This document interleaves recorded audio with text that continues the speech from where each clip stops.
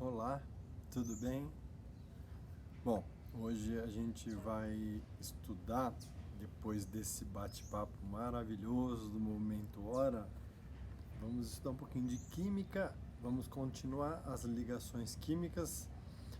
Na aula anterior nós vimos as ligações iônicas, elas acontecem, o nome já diz, né? Acontece entre íons de cargas opostas, um cátion e um ânion, uma carga positiva, uma carga negativa. Aliás, é isso que faz as partículas estarem juntas, é a atração eletrostática, atração entre cargas opostas que mantém esses íons juntos, né? E, portanto, o NaCl, por exemplo, se mantém juntos, formando o cloreto de sódio, o sal de cozinha, né? Bom, entre outros tantos sais que a gente conhece. Então, nós vimos na aula anterior as ligações iônicas. Hoje nós vamos ver as ligações covalentes. Lembrando das ligações iônicas, como que era mesmo? A gente viu a teoria do octeto. A teoria do octeto é uma teoria muito falha, no sentido de não abranger todos os elementos. Mas ela é muito útil para o nível que a gente está, o nível do ensino médio, porque ela abrange uma certa quantidade significativa de elementos, que é a quantidade que nós estudamos. Então é tranquilo a gente levar em consideração a teoria do octeto, tá? E aí o que acontece? Nas ligações iônicas nós temos átomos com poucos elétrons na última camada e com muitos elétrons na última camada. E aí o sódio tem um elétron na última camada e o cloro tem 7 elétrons na última camada. O sódio doa um elétron para o cloro e aí ele fica com a sua camada anterior, que tem 8 elétrons na última camada, e o cloro fica com 8 elétrons na última camada também. Aí entendendo, concordando com a teoria do octeto. Muito bem. E quando isso acontece também com elementos, com átomos que têm 2 elétrons na última camada, com 3 elétrons na última camada, com átomos que têm 6 elétrons na última camada, com átomos que têm 5 elétrons na última camada. Então, se tiver, por exemplo, um átomo que tem 2 elétrons na última camada e um outro que tem 6 elétrons na última camada, esse aí doa 2 e aí a ligação iônica acontece. Muito bem. Então, as ligações covalentes, elas acontecem entre elementos que não têm poucos elétrons e muitos elétrons. Elas acontecem entre elementos químicos que têm muitos elétrons na última camada, ou 7 elétrons na última camada, ou 6 elétrons na última camada, ou 5 elétrons na última camada, ou 4 elétrons na última camada. Ou seja, as ligações covalentes acontecem entre elementos ametais com ametais, ou ainda existe a possibilidade de ligar dos ametais se ligarem ao hidrogênio e ainda assim o hidrogênio se ligar ao hidrogênio. Lembrando que o hidrogênio é um átomo bem pequenininho, ele só tem a camada K, ele só tem um elétron na última camada e ele não tem a tendência de ficar com 8 elétrons, mas ele tem, como ele só tem a camada K e a camada K só cabe em 2 elétrons, ele tem a tendência de ficar com 2 elétrons na última camada, tá? Na última ou na única camada, né? Bom, então as ligações covalentes elas acontecem entre ametais e ametais, por exemplo, flúor com flúor, cloro com cloro, oxigênio com cloro, ou seja, ametais com ametais, ou ametais com oxigênio, por exemplo, hidrogênio com flúor, hidrogênio com cloro, hidrogênio com oxigênio, formando a famosa água, e ainda hidrogênio com hidrogênio, formando o gás hidrogênio, combustível hidrogênio. Muito bem, então vamos entender um pouquinho melhor como que se dá, porque na ligação iônica ela não acontece na ligação iônica existe a transferência de elétron, na ligação covalente não. Imagine aqui que eu tenho um átomo do lado esquerdo e eu tenho um átomo do lado direito. E eu vou desenhar um elétron, eu vou imaginar um elétron em cada um girando. Pode ser que os átomos tenham mais elétrons, mas eu vou mapear só um elétron. O que acontece? Ó, esse elétron está girando nesse átomo e nesse átomo. Vamos imaginar que seja hidrogênio com hidrogênio, tá? Então, esse hidrogênio tem um elétron e esse elétron está girando. Esse hidrogênio tem um elétron e esse elétron está girando. Um elétron é pouco para a última camada do hidrogênio. Ele quer ficar com dois. A tendência é ele ficar com dois elétrons para ele se estabilizar. Na ligação covalente, o que acontece? Esses elétrons que estão girando em volta do átomo de hidrogênio passam a girar em volta dos dois átomos. Então acontece isso aqui, ó. Então esse elétron que estava girando em volta desse átomo passa a girar aqui, ó. E esse elétron que estava girando aqui passa a girar aqui. Então os dois elétrons eles passam a girar em ambos os átomos. Nós dizemos que os dois átomos de hidrogênio estão sendo compartilhados, está acontecendo um compartilhamento de elétrons por esses dois átomos de hidrogênio. Esses elétrons, eles têm uma velocidade muito grande, a velocidade de movimentação desse elétron. Então, praticamente, esse elétron está nos dois átomos ao mesmo tempo, pela velocidade. A velocidade praticamente a velocidade da luz, quase que 300 mil quilômetros por segundo. Então, faz com que esses dois hidrogênios tenham praticamente dois elétrons na última camada. Então, é essa forma como se estabilizam os átomos quando não existem trocas de elétrons, mas sim compartilhamento de elétrons. Uma coisa muito interessante que a ciência não conseguiu responder ainda é por que esses dois átomos de hidrogênio ficam juntos. A gente sabe por que eles vão compartilhar. Eles têm a tendência de compartilhar para ficar com dois elétrons na última camada, ficando semelhantes ao hélio, que tem dois elétrons na última camada, né? Semelhantes a um gás nobre. Mas qual é a razão desses átomos ficarem juntos, né?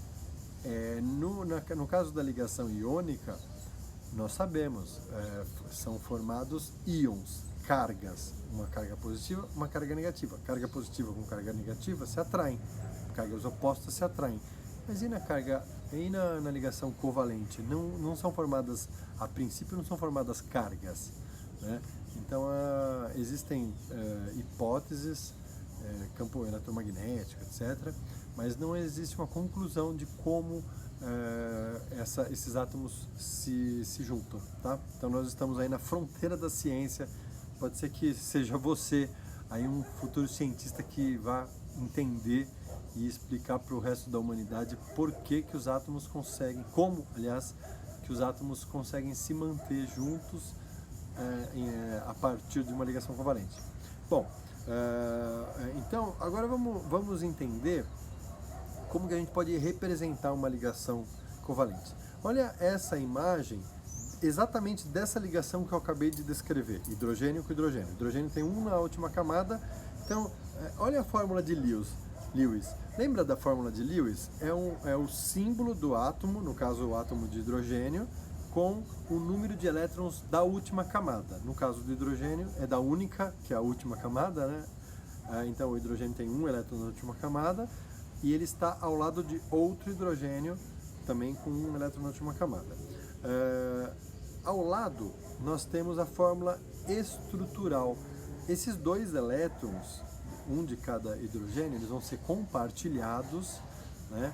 E a gente representa esse compartilhamento do par de elétrons por um tracinho. Então, isso é muito importante, isso vai acompanhar vocês daqui até o terceiro ano do ensino médio, esse tracinho. Toda vez que vocês virem esse tracinho numa fórmula estrutural, nessa fórmula que mostra a estrutura da molécula, saibam que existe um compartilhamento de elétrons ali, tá? Bom, e como que se eu juntar os dois hidrogênios, veja como que fica, é a última parte da figura do lado direito, como que fica? eu tenho aí a fórmula molecular, H2. A fórmula molecular, ela não me traz informações de como está ocorrendo o compartilhamento de elétrons. Ela só me traz a informação do número de átomos quais são os átomos e a quantidade de cada átomo na molécula. Tá? Vamos ver agora uma outra representação, a molécula de oxigênio. O oxigênio, ele está na família 16 da tabela periódica. Se ele está na família 16, ele tem 6 elétrons na última camada. Ó, são 6 elétrons na última camada. Muito bem.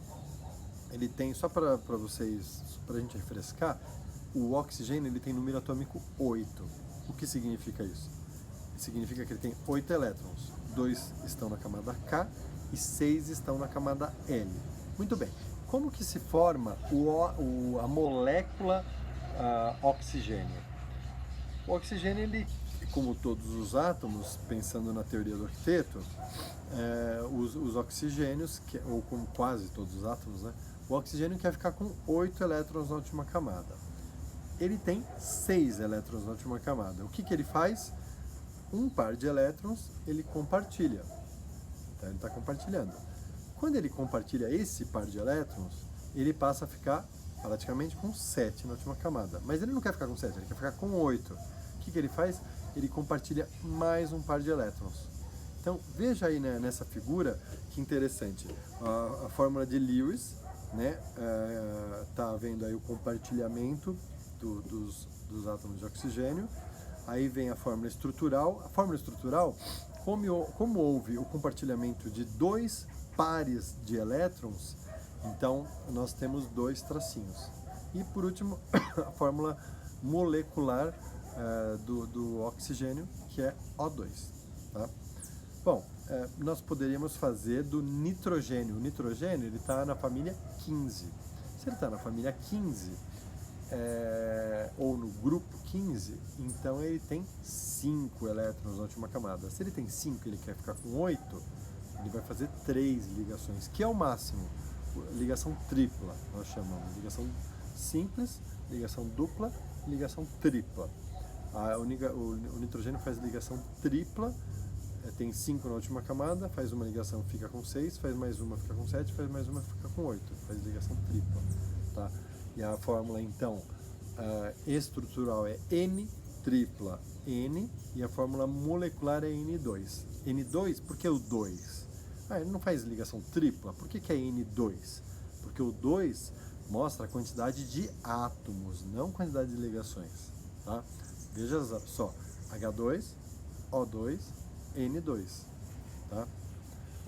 Se tivéssemos, por exemplo, uma ligação entre 2 átomos do flúor, o gás flúor. O gás flúor, o átomo de flúor tem 7 elétrons na última camada. Então, um flúor do lado de um outro flúor faz uma ligação simples, covalente. Essa ligação faz com que os 2 átomos praticamente fiquem com 8. Então, fica flúor, ligação simples, outro flúor, essa fórmula estrutural, e a fórmula molecular F2. O F2 significa que tem 2 átomos de flúor. Tá? Então, esse 2zinho é sempre o número de átomos que está participando da ligação química. Bom, veja agora essa outra fórmula bastante conhecida por vocês, H ligando a O. O hidrogênio, ele tem 1 na última camada, ele quer ficar com 2.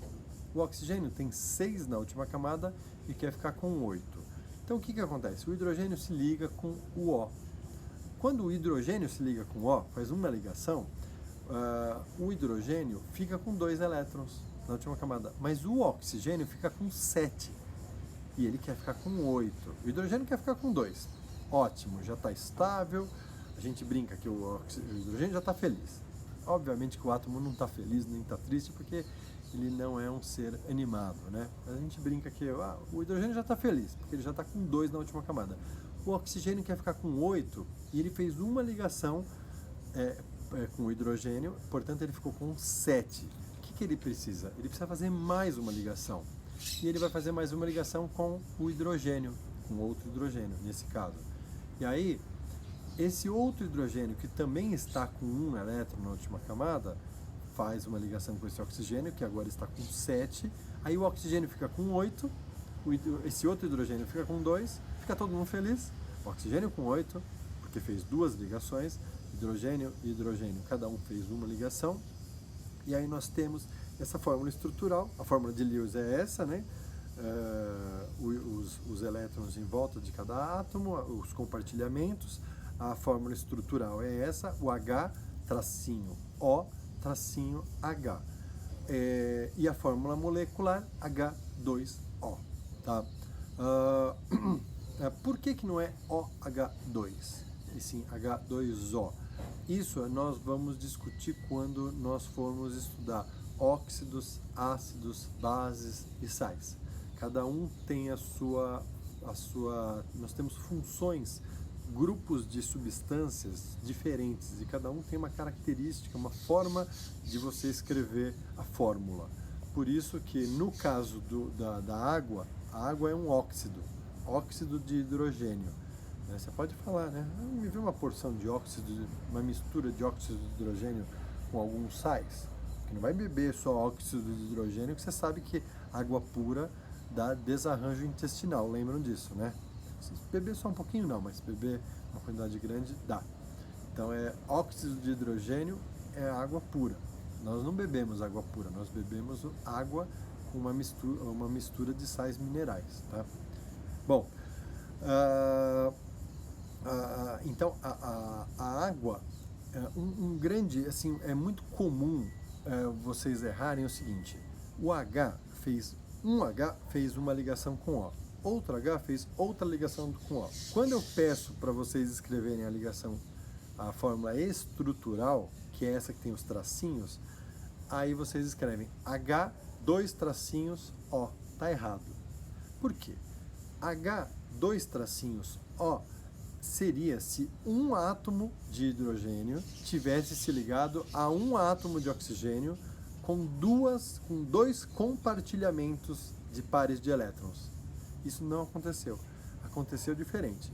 Um átomo de hidrogênio se ligou a um átomo de oxigênio, aí outro átomo de hidrogênio se ligou a esse mesmo átomo de oxigênio. Ou seja, foram dois átomos de hidrogênio se ligando a um átomo de oxigênio.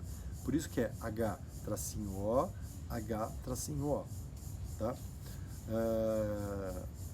E é interessante porque existe um ângulo. Eu já estou adiantando a próxima matéria. Uma das próximas matérias que a gente vai ver é a estrutura geométrica dessas moléculas. Essas moléculas, elas não são retinhas. Cada uma tem uma estrutura geométrica. E a água, olha que coisa interessante. E é o que eu falei lá quando eu falei de polaridade. Graças a esse ângulo, graças a isso que existe vida na Terra. Se não fosse esse ângulo na água, depois eu vou explicar isso com calma, porque eu já falei isso algumas vezes em vídeos, né? Mas graças ao ângulo que acontece na ligação química entre o hidrogênio e o oxigênio, que existe, entre outros fatores, obviamente, né? Que existe vida na Terra. Bom, agora, olha esta outra situação. Imagina, existe um óxido, dióxido de enxofre, que é um óxido bastante danoso para o meio ambiente. Quando você tem, por exemplo, automóveis, principalmente esses utilitários e caminhões, que são movidos a diesel, eles liberam uma grande quantidade dessa substância, dióxido de enxofre. O dióxido de enxofre, ele é muito danoso para o meio ambiente porque ele, reagindo com água, ele forma um ácido. Então a gente vai discutir isso quando a gente for conversar sobre óxidos. E aí, isso não é bacana por uma série de fatores, o dióxido de enxofre. Mas eu queria, nesse momento, pensar como seria essa molécula de óxido de enxofre. O oxigênio, ele está na família 16. Se ele está na família 16, ele tem 6 elétrons na última camada. O enxofre também está na família 16. Ele também tem 6 na última camada. Então, se eu falar, faça uma ligação que acontece entre o oxigênio e o enxofre, é provável que vocês fariam aí no caderno de vocês. O enxofre está na família 16, tem 6 na última camada, eu faço lá a estrutura de Lewis, eu escrevo o S e ponho 6 bolinhas em volta do S, representando os 6 elétrons na última camada. Muito bem, aí eu vou lá, escrevo o oxigênio e ponho 6 bolinhas em volta do oxigênio. Sendo assim, eu tenho 6, o enxofre com 6 e o oxigênio com 6. Eles querem ficar com 8 na última camada, não é? Querem. Muito bem. Se os dois querem ficar com 8, como que a gente vai fazer? O enxofre, ele vai compartilhar um elétron com oxigênio. Opa! Então o enxofre vai ficar com 7 e o oxigênio vai ficar com 7. Espera aí, eles querem ficar com 8. Então vamos compartilhar mais um par de elétrons. Agora sim, o enxofre compartilhou um par de elétrons com o oxigênio, ficou com 7. Compartilhou o segundo par de elétrons com o oxigênio, ficou com 8. Só que, espera aí, o enxofre compartilhou 2 pares de elétrons com o oxigênio e os dois ficaram estáveis. Os dois ficaram com 8 elétrons na última camada. E eu disse no começo que eu queria analisar a fórmula, como que se dá a ligação do SO2, do dióxido de enxofre, e não do óxido de enxofre. Como que eu consigo colocar mais um oxigênio? Eu tenho o enxofre com 8 elétrons na última camada, o oxigênio com 8 elétrons na última camada. Olha que coisa interessante. Olha essa figura. O enxofre, apesar dele ter feito uma ligação com oxigênio, 2 ligações com oxigênio, e eles já têm atingido a estabilidade, segundo a teoria, a regra do octeto, com 8 elétrons na última camada, o enxofre, ele ainda tem 4 elétrons que estão girando só em volta dele, né? Nós dizemos que os elétrons estão livres. E o que acontece? Esses elétrons podem girar em volta dele e do oxigênio. E aí o que vai acontecer? O oxigênio vai ter um aumento de elétrons sem que o enxofre tenha aumento de elétrons. Por quê?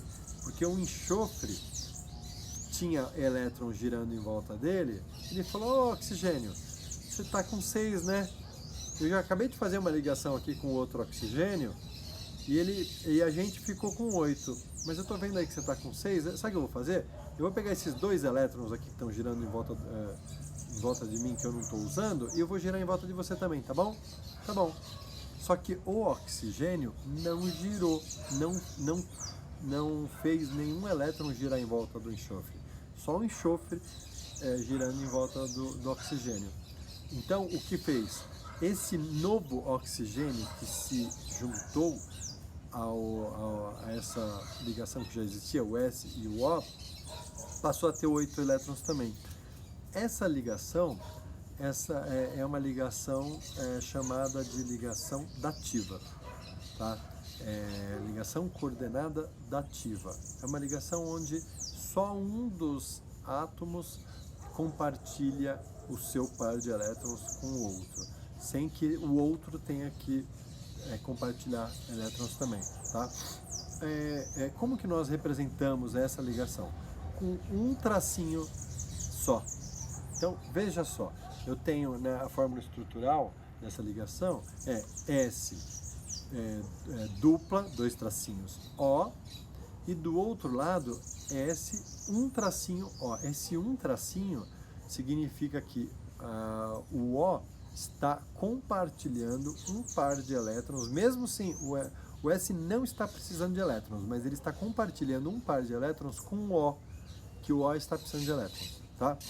Caso vocês encontrem em algum exercício uma setinha, anos atrás, a representação dessa ligação era uma setinha, ao invés de um tracinho, era uma setinha. Então, se nós estivéssemos tendo aula há 10 anos, nós teríamos, então, 20, 15 anos, sei lá, S dupla O e do outro lado S setinha O, tá? Por que foi mudado? Para não dar a impressão que o S está doando o elétron para o O. Ele não está doando, ele está fazendo com que o elétron gire em volta dele, que já estava girando, e em volta do O também, tá? Olhando simplesmente essa molécula, não é fácil de identificar que está havendo essa ligação coordenada dativa, tá? Bom, mas essa então é uma ligação coordenada dativa. Então é isso. A ligação covalente não é uma ligação difícil, tá? Tem inúmeras possibilidades, inúmeras. Em biologia vocês vão estudar muitas. Cada vez que vocês virem uma ligação, um carbono ligado com um tracinho ligado a mais algum átomo, aquele tracinho é um par de elétrons que está sendo compartilhado com os dois átomos, tá?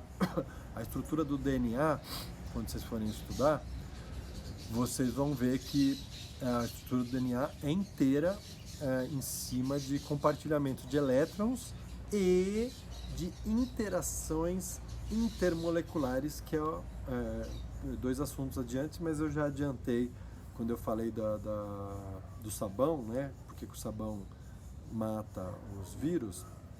Eu já adiantei que as moléculas, elas acabam adquirindo um polo, uma carga, né? Então, novamente, eu estou falando isso só para contextualizar a biologia, né? Essas moléculas todas, vamos pensar na eletronegatividade, né? Por que na ligação iônica acontece um átomo doa elétron para o outro? O átomo não doa coisa nenhuma porque o átomo não tem vontade. Então o verbo doa é um verbo pouco adequado para isso, mas a gente usa muito isso como professor no dia a dia. O sódio doa um elétron para o cloro. Não. O sódio tem uma diferença de eletronegatividade muito grande em relação ao cloro. O cloro tem uma eletronegatividade, uma atração por elétrons muito maior do que o cloro. Quando você coloca o cloro perto do sódio, esse elétron da última camada vai para o cloro. O cloro fica estável, o sódio fica estável. Ótimo. No caso de você ter dois átomos de oxigênio, qual dos dois é mais eletronegativo? Nenhum dos dois. Então você não tem uma ligação iônica, por isso o compartilhamento de elétrons. Não existe o arrancar elétrons, o que a gente chama de doar elétrons, né? No caso de átomos que sim, tem diferenças de eletronegatividade, e aí eu já vou direto num caso muito importante que é o da água, hidrogênio e oxigênio têm eletronegatividades diferentes, bem diferentes, mas não chega ao ponto de ser uma ligação iônica, não chega ao ponto do oxigênio arrancar um elétron do hidrogênio, mas ele não arranca, mas ele faz com que o elétron fique mais próximo do oxigênio do que do hidrogênio, nessa ligação covalente. Então, só lembrando, isso é só um apêndice da aula, tá? Essa parte, ela não está ainda nesse trimestre, não vai inclusive cair na prova isso, tá? Mas é que vocês, é só para contextualizar o que a gente vai ver.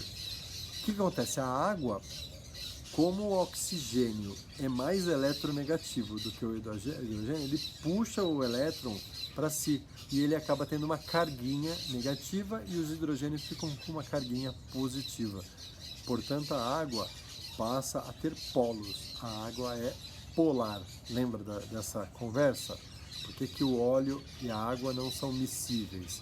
O óleo é apolar, a água é polar. Tá? Se eles são diferentes, eles não vão se solubilizar. Nós vamos falar novamente isso em breve, tá? Bom, mas só para contextualizar, porque é muito importante isso para a biologia, o DNA, as hélices, elas conseguem ficar atraídas entre si por essas carguinhas que são criadas nas moléculas, as forças intermoleculares ou as ligações de hidrogênio. Então é fantástico, olha quanto é importante, o quão profundo e quão necessário é isso para a vida, né? Eu estava falando da água, quanto é importante toda essa estrutura para a água ser líquida, e sem a água líquida não existiria vida, mas além disso, toda essa estrutura, a estrutura do nosso DNA, ela está fortemente atraída pelas atrações intermoleculares que acontecem dentro das moléculas, tá bom? Então essa última parte do bate-papo foi só para contextualizar isso que vai ser trabalhado em biologia, tá bom? Bom, espero que vocês tenham entendido. As ligações covalentes, elas não são difíceis, porém elas são muito importantes, porque daí para frente nós veremos muitas vezes esse assunto, tá? Uma coisa importante, caso vocês encontrem, eu tomei o cuidado de não colocar, mas é possível que vocês, fuçando em outros exercícios, vocês encontrem esse tipo de molécula. Às vezes você vê uma molécula, um triângulo, aí sai um tracinho, um F, por exemplo. Chutei uma molécula qualquer. O que é esse triângulo? Esse triângulo cada vértice desse triângulo é um átomo de carbono representado, tá? É uma molécula com átomos de carbono ligados em forma de triângulo, e os átomos de carbono, eles fazem sempre 4 ligações.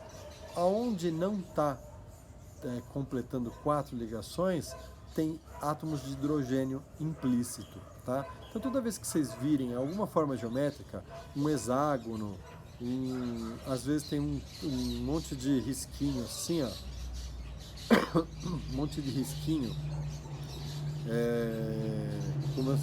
para cima, para baixo, para cima, para baixo, para cima, para baixo. Cada vértice, cada biquinho desses risquinhos é um carbono com 2 hidrogênios, tá? É uma forma simplificada.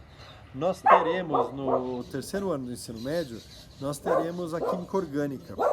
E na química orgânica nós estudaremos os compostos que tem carbono. E aí vocês vão ver que essa forma de representar moléculas com carbono com desenhos é muito mais simples. Então, se por acaso vocês encontrarem alguma molécula que tem alguma figura geométrica, é isso. Em cada vértice tem um átomo de carbono, e o que não tiver completando 4 ligações é porque tem hidrogênios ali, tá bom? Bom, então, finalizando o nosso bate-papo, espero que vocês tenham aproveitado essa videoaula. Muito obrigado pelos feedbacks da semana passada. Eu gostaria demais, que se vocês pudessem, quem não deu ainda, que me trouxesse aí uma avaliação do meu trabalho, tá? Eu estou sendo útil para você está aprendendo, tem alguma coisa que eu possa fazer de melhor, como que